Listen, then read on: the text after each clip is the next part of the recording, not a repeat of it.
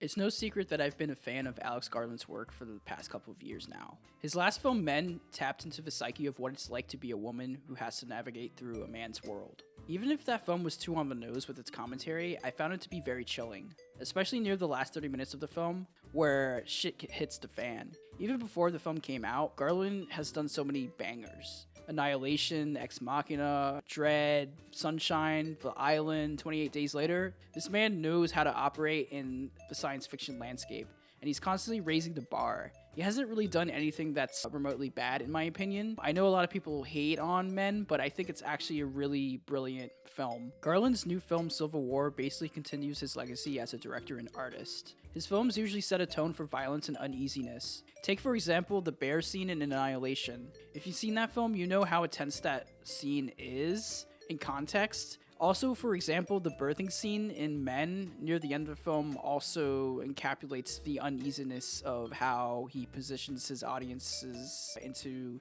these really strange scenarios. Hence why I think Civil War is nearly a perfect guide into Garland's insanity, as this film deals with the inevitability of a modern civil war in America. The film opens with Nick Offerman as the president, addressing to the nation as an attempt to try to instill the nation about an uprising in Texas and Florida. He's basically a third-term president who wants to control America and put them in their misery. That's just the backdrop of the film. The rest of the film is just a road trip story, following a couple of photojournalists as they try to document the soul of the nation. Kirsten Dunst plays one of the photojournalists who is an expert on getting her right shots for her portfolio. She's been doing this job for years now, and she's been covering so many events. There's a small exposition dump early on in the film with a flashback of her covering the Iraqi war,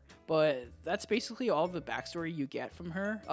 The rest is mostly characters getting the same treatment, but not with flashbacks, but with more conversations. Conversations that are intimate and personal in terms of where they're at in the front lines of the war. And I think that actually helps with the overall feel of the film. It's of course dealing with war and terror, but it's putting a light on the photojournalism aspect of war, and it's pretty much humanizes the concept as a whole. Dunst is really great in this, and she's very subdued in her performance, as Kaylee Spaney is more extravagant and more lively in her performance. And I really liked her performance in here and also in Priscilla. And it seems like she's going to be one of those actors that you have to keep an eye on. I got a shout out to my boy Wagner Moura. He definitely looks like a yassified version of Pedro Pascal. I have to put a harsh emphasis on Garland's attempt to make commentary about the American political system. In every circumstance, this film shows both sides of the political spectrum.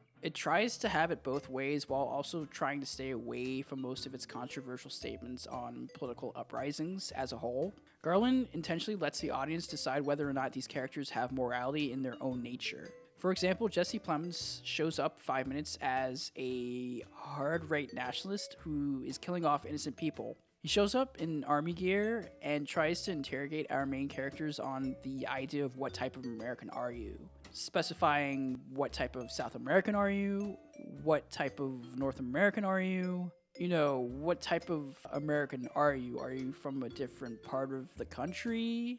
All of that seems on the nose with what Plemons' character is about. If you pay attention to any of the news lately, there has been packets of pushback against immigration in America, and Garland bluntly throws that perspective out in the open. Plemons' character is fully strapped with the idea of nationalism and anti-immigration. His philosophy is that if no immigrants migrate to this country, then it's a morally good thing, because it basically keeps intact the perceived notion of what an American citizen is or should be, or what America should actually be. But again, there's a morally unjust perception, as America is built by immigrants, and it always has been. Nationalists believe in taking back their country, but the country is already disenfranchised from the beginning and from the jump.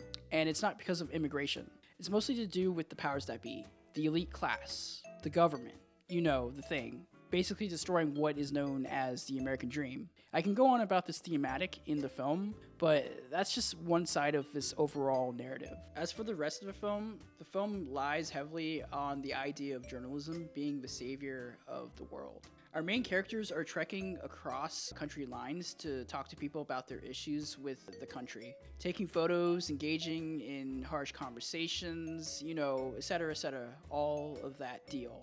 And it's all there on display, and I'm actually very happy to see Garland take that first initial step into opening conversations about war and the effects of war. I said in my Letterboxd review that this mirrors the artistic nature of Garland's portfolio. He has done films that have been really challenging, but also he has done films that aren't that challenging. Obviously, example, Men, not that challenging. It's pretty blunt what the film is and what it is about. But he never surrenders to showing any images of violence or terror or war. And he never lets the camera cut from any disturbing scene to the next softer one, especially in this movie, Civil War. Everything feels calculated and in the right place. And you can, again, criticize Garland's attempt of having it both ways with the social political commentary, but I think he does a great job balancing all those themes into one. And again, I personally believe that the power of visual storytelling is the key to opening discussions about our real world. This is obviously coming out during an election year, and this film doesn't shy away from the brutality of it all. I just actually hope that people don't take this film the wrong way. Media illiteracy is on the rise, and people are taking these thematics the wrong way. This will obviously get the wrong set of reactions from both political spectrums, and yeah, I can't wait to hear everybody's response to this film. It's gonna be a really fun shit show. But yeah, this movie fucking rocked. I think it's Alex Garland's better films in his filmography. I don't know if